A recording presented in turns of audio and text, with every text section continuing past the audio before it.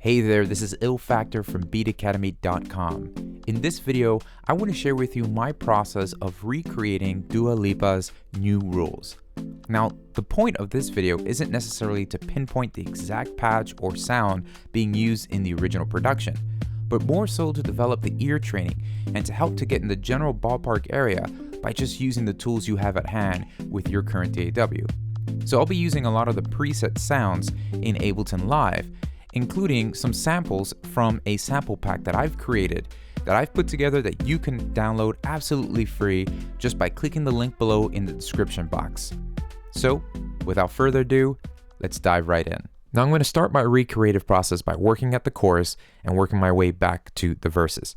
So, I'm going to start with a simple drum rack loaded with some sounds from a Beat Academy sample pack that I've put together. And this is yours absolutely free. You can download this by just clicking the link below in the description box. So with the sounds loaded, I'm going to go ahead and play the basic foreground pattern that we hear in the chorus between the kick and the snare.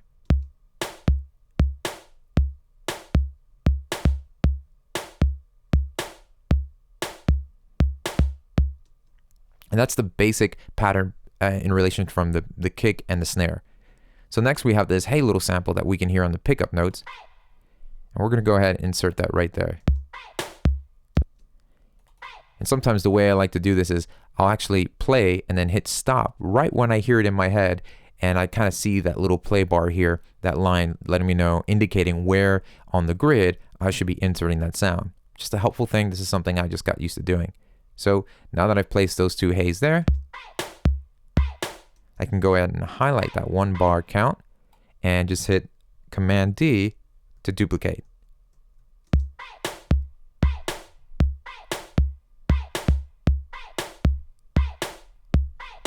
And then we're going to go ahead and place a crash on that second kick drum here that happens and just extend it out so that it plays the duration of that sample.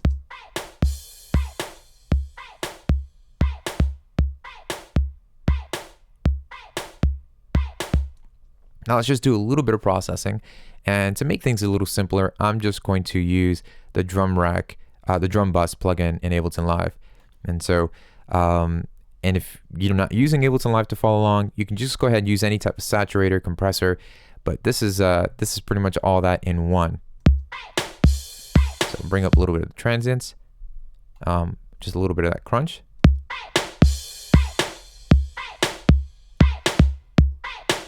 And just a little bit of EQ.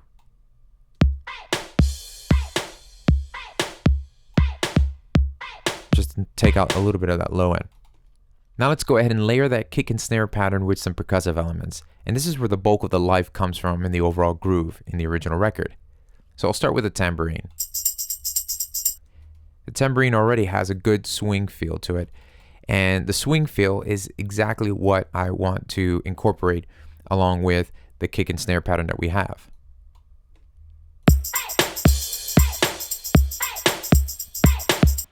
So what I want to do is do something to the tambourines that's going to allow it to be a little bit more bouncier. So I'm going to head over to the warp section here and leave it on the beats mode for warping. But right here where it says preserve transient, we're going to go ahead and change it from the forward and backward icon that you see here to just the straight ahead icon. And what this is going to do is this is allowing Ableton Live to play from one transient to the next without stopping or flipping in reverse a section of that sound to give the illusion of it playing. And that's what happens when you have it playing forward and then it will reverse the sample. Maybe it'll play from this transient and then up to here, it'll stop and reverse it just so it gets to the next transient. So we're going to do that.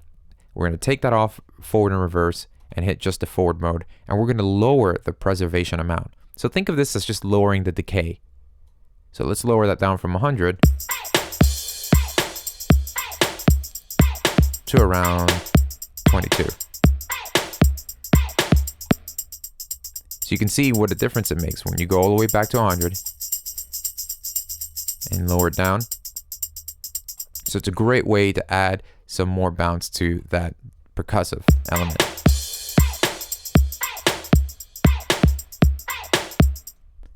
Next one I want to do is incorporate a dance loop that also has a little bit more swing to it. But what we're going to do here is we're only going to highlight a specific section of this loop and use that in the percussive element. So we know we have that little snare pattern that we hear. So we're really just going to have to get this section of the loop.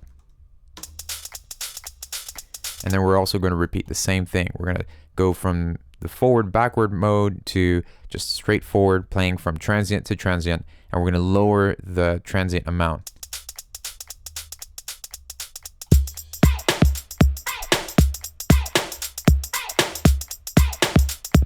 Now what we're going to do is we're going to use a beat repeat on this percussive loop so that we can accomplish that note repeat that we hear in the original record. So I'm going to go over here to Audio Effects folder, and we're going to choose Beat Repeat and drag and drop that onto that second loop that we have. Now, by default, it'll land on the mix mode, meaning that you'll hear the original source along with the repeated note together.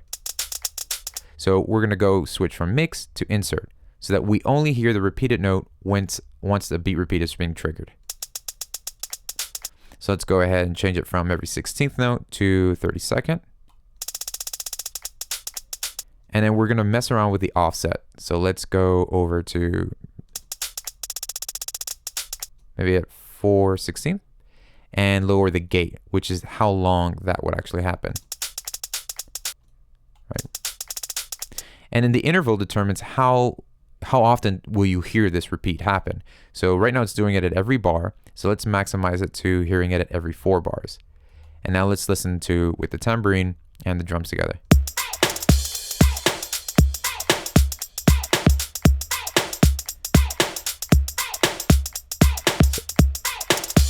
So it's doing that nice little repeat stutter at that every 4 bars. And so that's a really cool way of doing it without actually having to go in and write that and program that in. Now next I'm going to add a cajon to this. And this is just going to give more of a texture feel to the percussive groove. So let's go ahead and drag and drop that. And I will go ahead and solo so we can just hear what the cajon is doing. Now, I want to actually change the timing and the feel of this cajon loop and add some swing to it. So what I'm going to do is head over to the groove pool by just simply clicking this little browse button right next to the groove. And that's going to open up the groove window here. And right in this groove window, the core library, you can hit this folder where it says swing. In there, you'll have some swing presets, basically timing. So you can add swing by every 8th note, swing by every 16th note, and the number next to it just determines the degree amount of how strong or how much swing you're adding. So I want to have every 16th note swing, and I think the 35 is a good one. So I'll go ahead and double click that, and then we can go ahead and choose that. Once we've double clicked it, you can go into your groove pool here in the box and choose 1635, and then hit the commit button. And now Ableton will automatically nudge each of the transients to that swing feel. So now let's just go ahead and select the second half of this loop. And just a 2-bar loop and see what it does to the percussive elements that we have.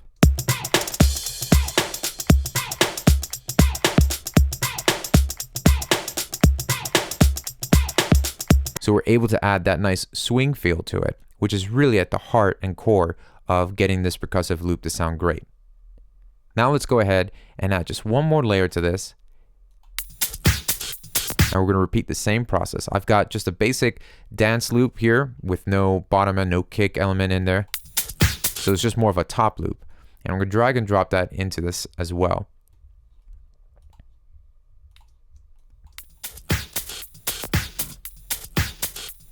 And we're gonna, since we've already added the groove template that we like, that 16-note swing, I'm simply gonna go over here and choose swing 1635 and hit the commit button. So now this is also being nudged and quantized with that swing embedded in it.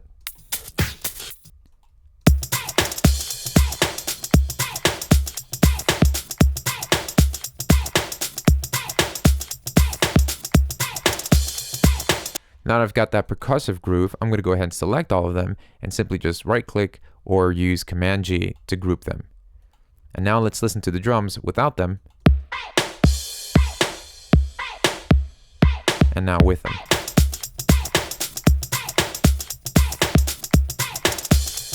So you can see how the swing really does add some life to the overall drum groove and getting it as close as we can to the reference. Now let's go ahead and start adding some more of the melodic elements. So I'm going to start with that trumpety synth sounding thing that's happening at every quarter note of the measure. So for that, we're just going to use a simple one oscillator synth. So I'll go to my instruments folder here in Ableton Live, and we're going to use the analog. So I'm going to drag and drop that. And you can use any oscillator synth that you might have in your DAW as well. So let's go ahead and draw in the pattern. First, we need to just choose the right pitch.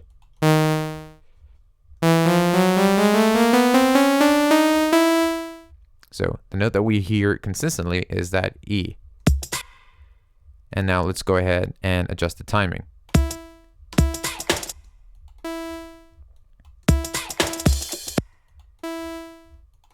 There you go. And we can duplicate that loop. And let's do that until we have a 4-bar loop.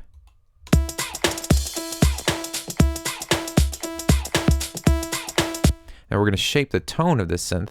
So let's just go ahead and shut the second oscillator off. And we're choosing a sawtooth. That's what we're using here for our basic waveform. And we're going to get to the amp envelope. And we're going to lower down the release. We don't want it to linger after the note has played.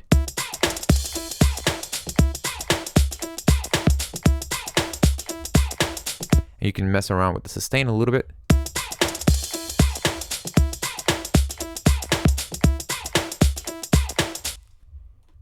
And then we can go ahead and dial down a little bit of that frequency cutoff and add some resonance.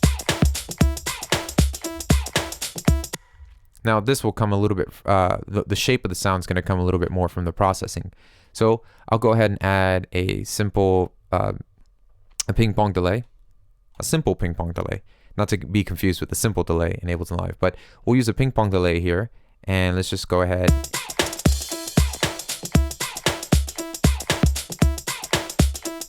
I'm going with the ping pong, so we've got that pingy effect happening from the left and the right speaker. And then once we have that, just a little bit of that delay, we'll go ahead and use a reverb as an insert, placing it directly on that sound. So let's exaggerate and dial it back. Lowering the decay time. And bringing the dry and wet knob a little lower. Maybe increasing some of that pre-delay, so that the actual reverb happens a little bit later than the original source.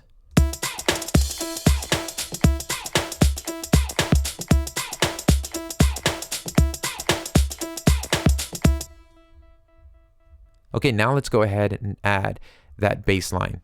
And now for the bass line, let's go ahead and bring up another analog. And here, what we're going to do is, let's just copy the pattern of the kick, because it actually mirrors that same bass drum pattern. So I'm basically going to hold Option key and drag that drum clip over to the analog for our bass line. Solo this, and just hit the fold button so that we can eliminate the notes that we don't need. Next, let's go ahead and choose the right notes. So for right now, it's set to C, so let's move all the way up to A, and then it shifts to F. Those are the bass line notes going on in the chorus.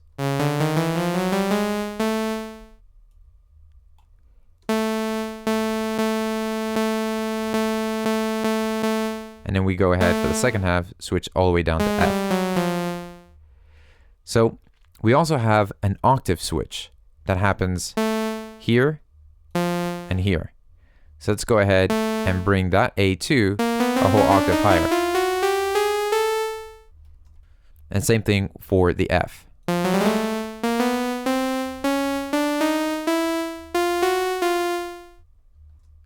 Right there. So now let's go ahead and shape the tone of the bass. So let's eliminate the second oscillator and go in that first oscillator, go from sawtooth to sine. Head over to the volume section and choose from 8 voices to mono, because we don't want the notes to overlap. And then let's just go a couple octaves down. Now, if you're not listening on headphones, I suggest you do so you can hear the nuances that we're doing to the sub bass line, or on your studio monitors.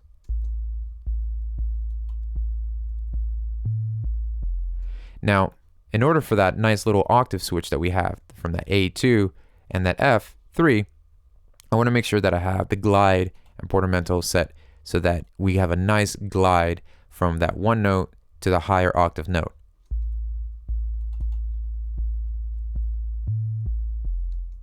And you can also accent that by just extending that last note so it overlaps a little bit.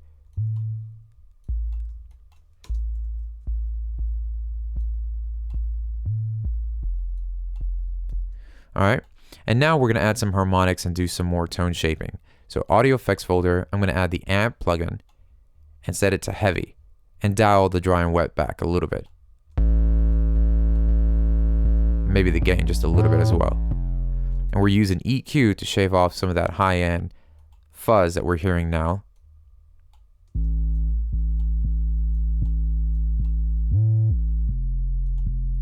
And I'm going to extend the release just a little bit and maybe just shave off a little bit of that attack.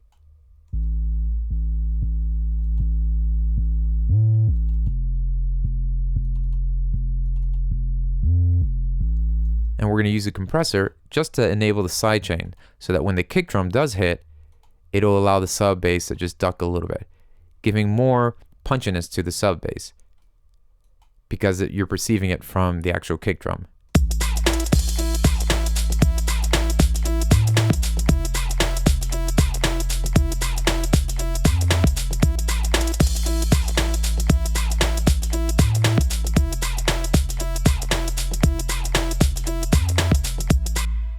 Cool. Let's go ahead and move on to more melodic elements. So now for the main instrumentation that we hear in not only in the chorus, but also throughout the song, and that is the main riff. And so what we're using is a marimba, and I basically just searched marimba.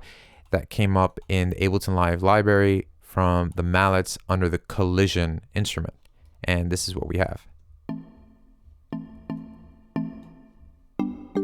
Just putting a reverb directly on there. And let's go ahead and take a look at the actual pattern. Now the pattern from the verses to the chorus are a little bit different. So this is the chorus pattern that we're looking at now.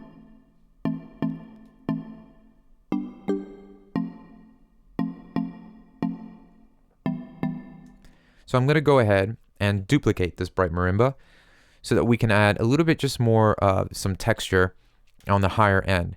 So I'm going to go to my MIDI effects and I'm going to actually have this marimba play a whole octave higher. So I dragged and dropped a +12 MIDI effect as a pitch plugin, and that will automatically change the MIDI to a higher octave MIDI pattern.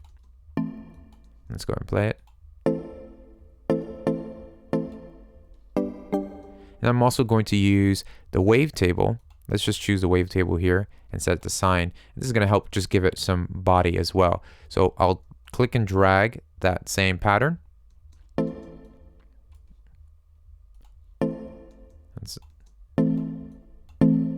And the wavetable is just basically set to a sine wave.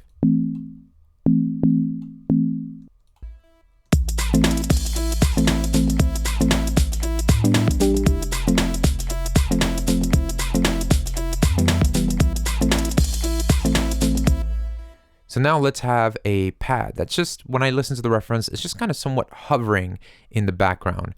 So once again, we'll go to instruments. Let's go to our analog and choose pad. This will work. We'll drag and drop that into our session and let's go ahead and play the chords. Now what we're doing is we're playing an A minor, but with a different inversion. So the E is the first note that we're playing in the chord. So the E's in the bottom. And then we just go from that E over to the F to play that F chord. All right, so let's go ahead and do that.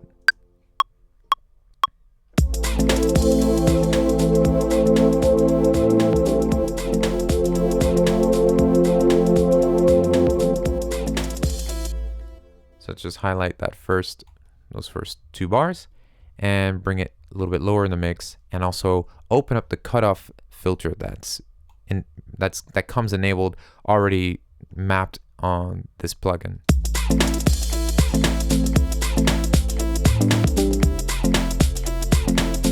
Bring up the release and drag the attack down.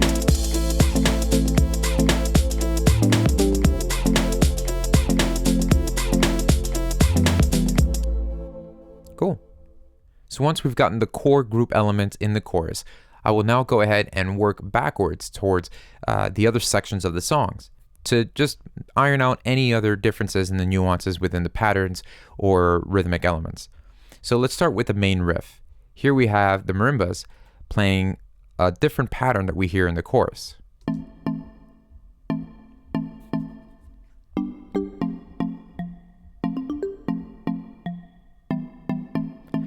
Now basically I can import the reference in my session and mute this marimba track and just watch the rhythm go by and just follow along with the playhead and just insert the notes where I hear them on the reference. And that's my technique of knowing, okay, where's the pattern, where are the notes coming in. So as I'm listening to the reference, I will mute my marimba track and I'm just kind of pausing and playing and just mapping out exactly where the pattern is. So once I've had that laid out, I went ahead and doubled that, dragging the same pattern to the other elements for the overall body of the tone. Then we have this drum percussive element that's happening. So what I've done was I've went ahead and duplicated the drum rack we started with, which is the main kick and snare foreground beat. But I've played a specific snare pattern, and I'm matching the same rhythmic pattern that I'm hearing. But what I've done was I've added a vocoder on there and set it to noise, so it actually treats it as a percussive element. So let me take the vocoder off, and let's just focus our attention here. So here's the snare pattern. I'm basically using a snare, almost like a rim knock.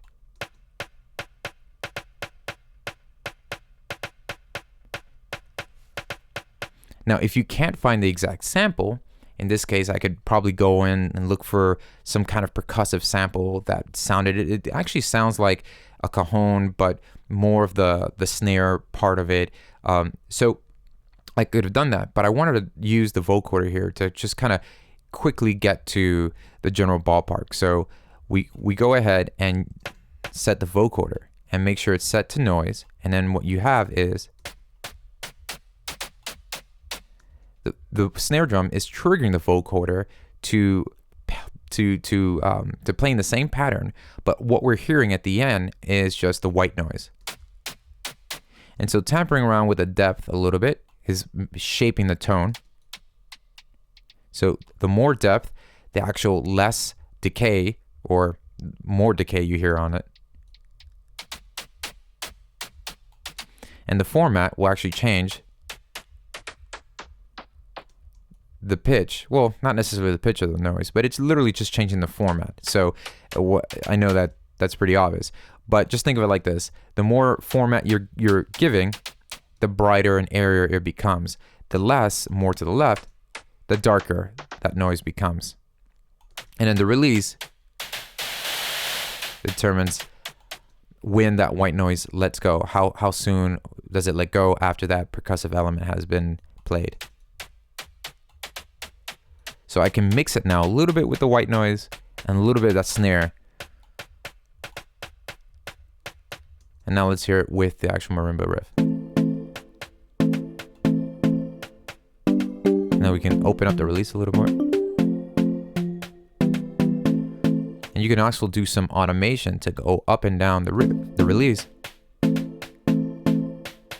So that it opens it up and closes it. So give it more of that humanistic feel to it. And then I put an EQ, just cut off any of that high end and some low there. And so that's the verse pattern that we hear. We have that percussive element along with the main riff that's going on.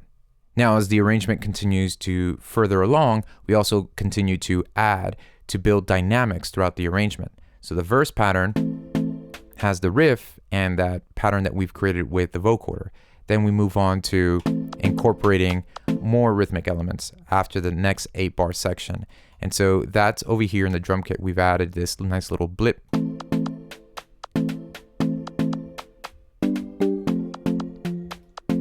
And and then it moves from that section over to the beginning of the pre-chorus. Which, drum programming wise, we have the kick now playing,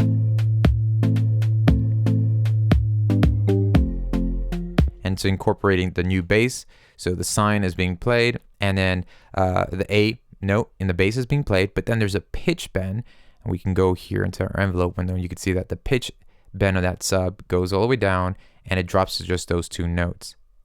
So I just wrote that pitch bend in, and then just did it right there. Actually, I performed it live, and then fixed it up a little bit here by writing it in, giving it a nice straight line.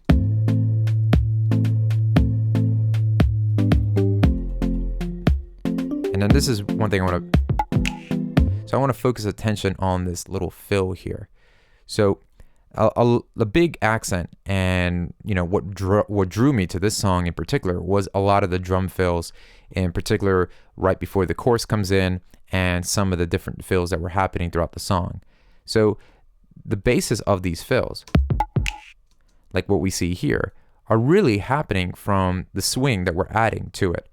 So for instance, here's this fill. We have the kick, and then we have another kick, and then this percussive element, and then a snap. Those are the elements involved.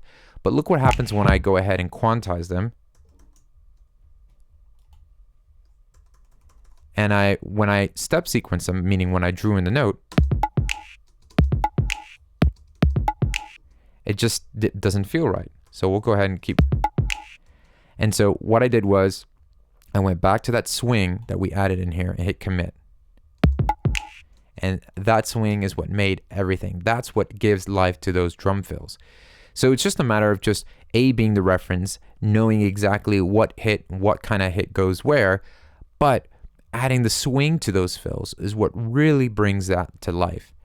So let me go ahead and play this from here and open up the whole riff so we can hear what's going on at the pre-section.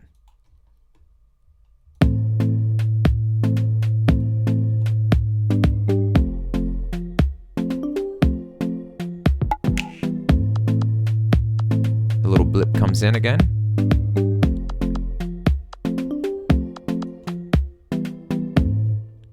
So it's all about that swing element. Adding that into the MIDI drum programming really gave life and let that fill pop.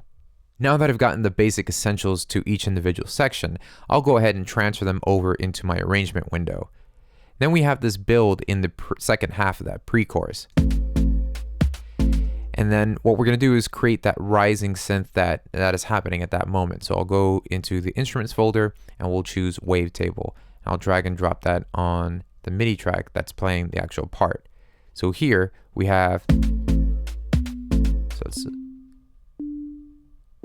so it's just on the downbeat of every half note, and it's rising up. So I'll hit the fold so we can see the notes that we're playing. Now let's go ahead and shape that tone. So we're not going to use a sine. We want something a little bit brighter than that. So what's cool about the wavetable is I can kind of get somewhat in between a saw and square in the basic, so somewhere in between. And we'll just use the filter frequency to cut off some of that high end and the resonance here to make it a little honky, so it gives it that brass type effect. And then we can go ahead and place a reverb directly on that.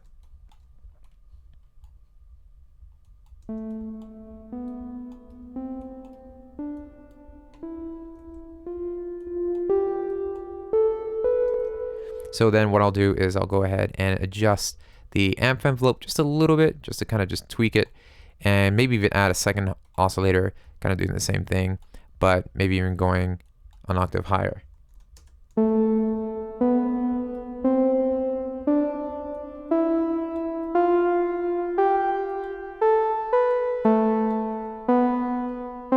we're going to add some unison to that, so add some shimmer. And extend the release a little bit. Okay, let's see what that sounds like with everything in there.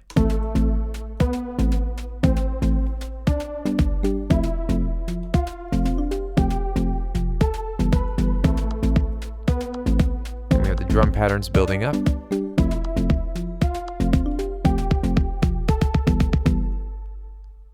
this build. So let me highlight that drum fill just for a second here. So this is what we've got going on. Now we have this immediate, the kick drum here, and it's just being written into, I think, every 30-second note. So once again, I'm actually taking the fill that we did before in that pre-chorus, which is this section here, and I've left the swing on there. Once again, that's what really accentuated that feel to it. So now instead of just that low kick drum, I've also copied the bottom kick drum there as well, and we're including this yay, the hey or the yay, whatever it is that we're doing there. I've put that in there as well. So one exercise that really helped me kind of get used to doing all these things was actually just lowering the tempo. And so I would slow or lower, that's I guess lowering, that's one word, it doesn't even exist, but I would lower the tempo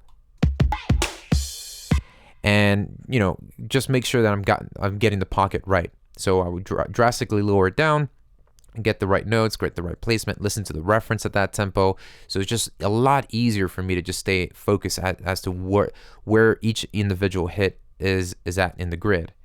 Once I have it all in place, we'll go right back to the original tempo. So we'll listen to it. So just to give it in its context, let's just go ahead right after that break.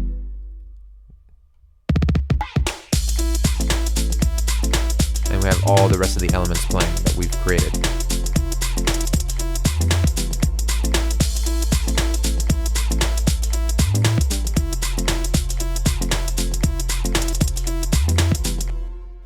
Now I hope this video has been helpful for you. And as my gift to you for watching, I'd love to send you a sample pack that I've put together from some of my projects over the past year. It's filled with construction kits and loops and samples and one-shots such as kicks, snares, percussive, and a lot of the sounds that we've used in this project are included in this sample pack. These are 100% royalty-free, so you can go ahead and use them in your music today and share that music that you're creating out with the world. And this is also a great way to build up your library if you're just starting out and producing music and don't really have a lot of sounds to choose from. You can go ahead and download this. It's absolutely yours free. Just click the link below in the description box. Or you can visit www.beatacademy.com/pack and download this sample pack today. Thanks for watching, and I'll see you next time.